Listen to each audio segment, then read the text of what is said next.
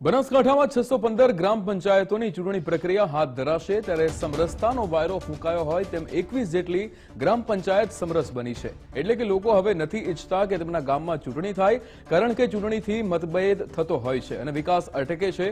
એટલે જિલ્લાની ગ્રામ પંચાયતો સમરસતા તરફ વળી છે। સાથે સાથે ધારાસભ્યો પણ અપીલ કરી રહ્યા છે કે પંચાયત સમરસ થશે તો ગામનો વિકાસ થશે।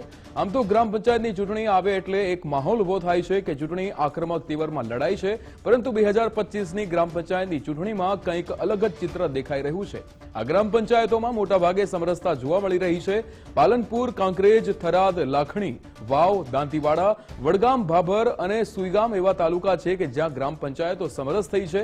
ગ્રામ પંચાયત સમરસ થશે તો પછી સમરસતા થકી વિકાસ થશે તેવો લોકોનો મત છે। બધાને ખાસ એક વિનંતી અમારી કે જેટલી બને એટલી પંચાયતો સમરસ થાય અને વિખવાદ ગામમાં ન થાય। જે વેર ઝેર વધી જાય અને એ ચાલુ લડાઈથી ગામનો વિકાસ થતો નથી। કોઈ પણ સરકારી લાભ આપણને મળતો નથી, તો સરકારી લાભ પણ પૂરેપૂરો આપણને મળી રહે અને એનાથી ઘણા જ ફાયદા થાય ગામમાં।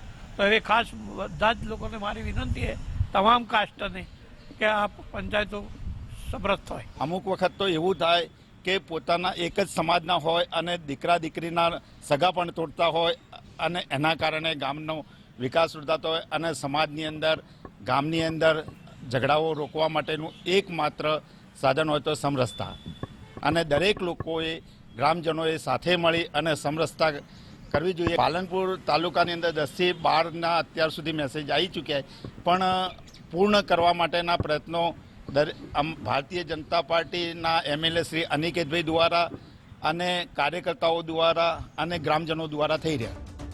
ત્યારે મોટાભાગે ગ્રામ પંચાયતની ચૂંટણી લડાઈ રહી છે એટલે ગામમાં ઝઘડાનું વાતાવરણ ઊભું થતું હોય છે, મતભેદો થાય છે અને અનેક વાર તો એવી ઘટનાઓ બને છે કે એનું સમાધાન જ નથી આવતું અને મતભેદો વર્ષો સુધી રહે છે। સાથે સાથે લોકોનો સમય પણ બગડે છે, સરકારી ખર્ચ પણ થાય છે।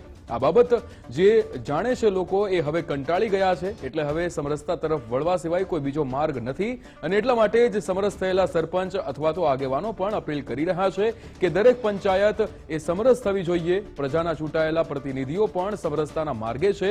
ડીસાના ધારાસભ્યએ 8 થી 10 લાખની ગ્રાન્ટ સમરસ ગ્રામ પંચાયતને આપવાનું જાહેર કર્યું છે, જ્યારે પાલનપુર ધારાસભ્યએ પણ સમરસ પંચાયતને સરકારની ગ્રાન્ટમાંથી મળતી મદદ અને તેના થકી વિકાસ થશે એવું કહ્યું છે।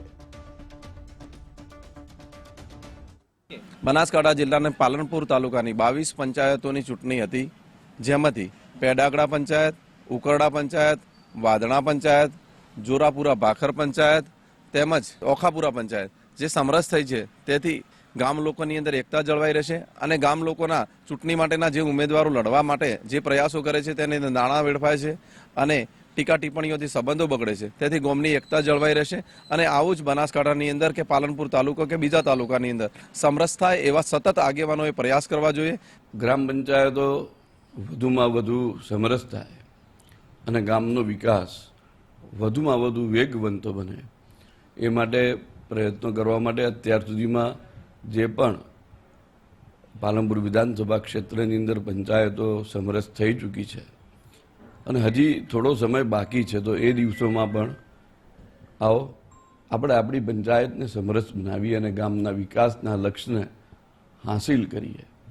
સૌનો સાથ, સૌનો વિકાસ, સૌનો પ્રયાસ અને સૌના વિશ્વાસ થકી આપણે આપણા ગામને સમરસ બનાવી અને વિકાસના પંથે ચલાવીએ।